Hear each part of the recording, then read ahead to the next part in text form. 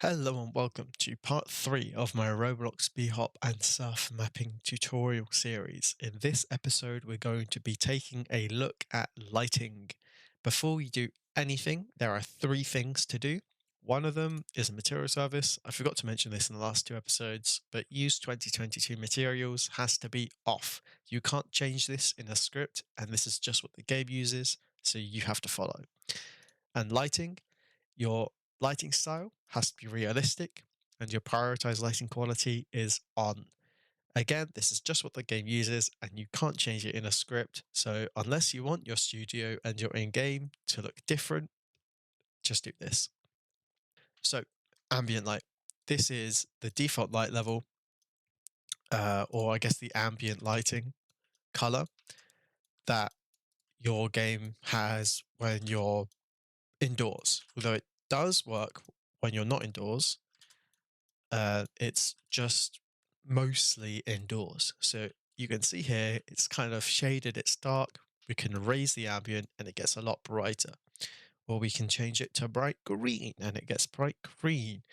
But as you can see, it kind of works inside, but it's a lot stronger inside. So I'll change that back to this 104, good enough. I think it's defaulted to 128. Outdoor ambient is the same thing, but outdoors you can see bright green outdoors, bright red, but it doesn't affect indoors. So change that back to 128 as well. Brightness. This is how bright the sun is. If I set it to 0, the sun doesn't shine at all, so there are no shadows and everything's dark. If I set this to 10, the sun shines really bright and it's really intense. I think Studio defaults to 2, that's fine. I recommend between 1 to 3. You might want to set it to 0 uh, with global shadows off, and then you can just raise ambient, and you get this really flat, cartoonish kind of look. There are some maps that do that. Experiment around, it's your map, as always. Color shift, bottom and top. This is the color that the sun makes or the shadows make. The bottom will be the shadows. So if I set this to bright red, unfortunately, it doesn't do anything on this lighting effect. You have to be really far away to see that it's kind of red over there. Since it's dependent on the sun, if I change this to 10, you can see it gets a lot more red. If I set the lighting style to soft and prioritize lighting quality off, you can see it a lot clearer. But unfortunately, we can't do that. So it just is what it is. Color shift top is the color that the sun does shine. So you can see here, now I think it's blue. Uh, yeah, but the shadows aren't affected. Environment diffuse scale, this is how much lighting from the environment, which is pretty much just the skybox, diffuses into everything. So if I set this to 1, you can kind of see how the skybox has bled into all of the objects around here, and it's even ended up making its way inside through this small little opening. Environment specular scale is similar. It's how much light is reflected from the environment. Since all our materials are plastic, nothing's really reflected much. But if I change this to metal, you can see it's really dull and dark.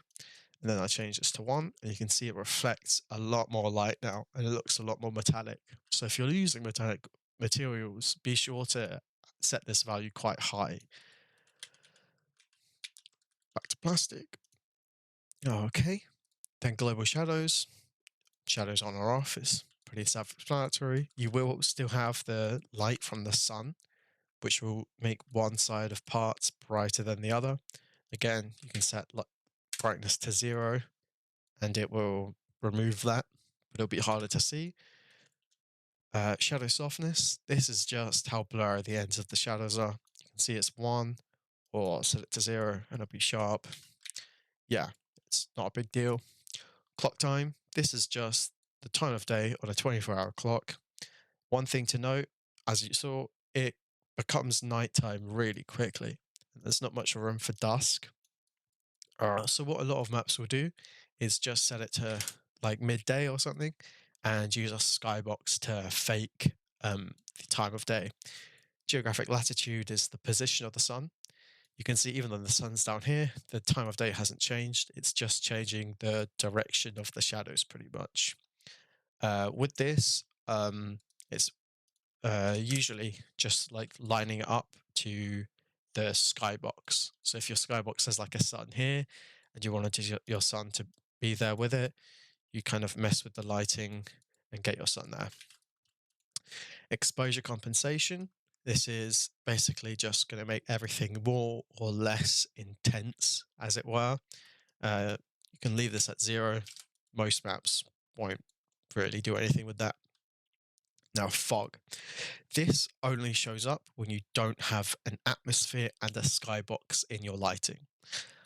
So the fog color obviously will change the color of the fog, but as you can see, you can't really see the fog. This is because the fog ends really far away. But if I end it really close, like 1,000 studs away, you can see it's gradually coming out and it's bright green there. The problem with this is, as you can see, it just kind of ends at the end of the part and it doesn't really mesh well with the skybox. So a lot of people don't really like using fog lighting property. What we will do instead is use an atmosphere. The problem with atmosphere is it only works with the skybox. So if you just type in sky, now we have the atmosphere. I don't know why. You could just use the normal sky, but adding a sky adds the normal sky, so it is what it is. And with the atmosphere, you can see it bleeds a lot better into the skybox. Density is just how dense it is. So you can make it really dense and only see really right in front of you. And offset will just be, I guess, like how much the parts are offset inside the fog, so you can see the outlines of the objects a lot clearer, even though it's super dense fog. Usually, I wouldn't put this anywhere above 0.5 in Bhop or like 0.3, 0.4 for surf because you need to see quite far ahead of you. So be careful with that. Next up, we have sun rays effect. This is just, as it describes, how this God rays from the sun. Intensity, yeah, and spread is how far it spreads out from the sun itself. I wouldn't make this too intense. Keep it like however much you want it, but like you don't want to be blinded when you come into the light all of a sudden, you know? And also, this only shows up on higher graphics levels. So if you're testing and it's not showing up, then this might be why. Then we have color correction. This is really strong, but this is just like complete uh, effects. Like it won't be brightness or color like how your ambient and stuff is. This is literally just tint color. The entire screen would be tinted that color. The entire screen will get brighter or darker. The entire screen will get more or less contrast. The entire screen will be more or less saturated. Mess around with it. It's really strong. I recommend learning to use it because it can just exacerbate how the strong points of your lighting. If you like want it a bit more saturated, you can make that, and now everything's like brighter and more cartoony. Then we have blur. I wouldn't use blur. Not for a game so focused on gameplay, Surf and Bhop. Blur just makes it a lot harder to play. Even if you make like the size like 5, it just kind of is off. I wouldn't recommend blur. And in the same vein, I wouldn't recommend depth of field. Even though like up close it works and you can change like the focal distance and the far intensity to like make it easier to see objects, I just wouldn't use it. It just makes gameplay disorienting and it's not what you want when you're trying to play a really precise game like Surf and Bhop. So that's all the lighting effects. But now, say we had oh, a skybox and an atmosphere. How do we get our model in game to look like this? Because as you see, there's no skybox or atmosphere in here. And there won't be one in game for us. We have to do it ourselves. So if I delete this, now we'll add a script. And I like to name my scripts just makes it easier for everyone. So legacy or client is really what you're going to use. Most of the time, legacy is fine. There's no reason to do anything else. And we're going to do local lighting. This sets the lighting variable.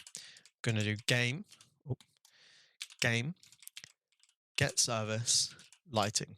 This just guarantees that the game will be connected to this because you can like change this name, um, but this will always be the lighting service. And now we have the lighting variable. We can do lighting dot, and then we can change the variables. So lighting dot brightness is now equal to like 50, maybe not 56. It is equal to 5. So when I press run, you can see if we go to lighting, our brightness is now set to 5. So this is just all that's going to happen in game. So um, the game will have its own default values, but if you're particular about your lighting or you have changed a lot of values, I'd recommend just going through every single value and setting it exactly how you have it in your lighting properties. The harder ones are like ambient, where you see these colors. You can't just do ambient equals like 128, 128, 128. That just won't work. You see it comes up because this is a color value. So you need to do color 3 dot from RGB, and now you can do 128, 128, 128 inside the brackets, and that will work. And much the same, global shadows is on or off. It's not a number. Oh, so this is true or false. True is on, false is off. And that's about it for all the lighting qualities. Um, time of day is the exact same as clock time, so don't worry about time of day, by the way. But you can set it like lighting dot time of day, and it's a string value, which is really weird. You can do that. Just do clock time.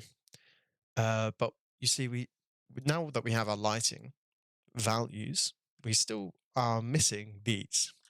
What we're going to do, we're going to duplicate them, and we're going to drag them into here. And we're going to do script, which is the script itself, wait for child, which will wait for the child to load in. Now, the child we're waiting for here is the atmosphere, and we're going to set its parent, which is in this case is lighting, but we want to move the parent to the lighting service here. We're going to do the same with the skybox. Dot parent equals lighting, and now when we're in game, it will wait for the atmosphere to load in. Then it will set its parents to lighting, wait for the sky to load in, set its parents to lighting, and you'll have the lighting in game.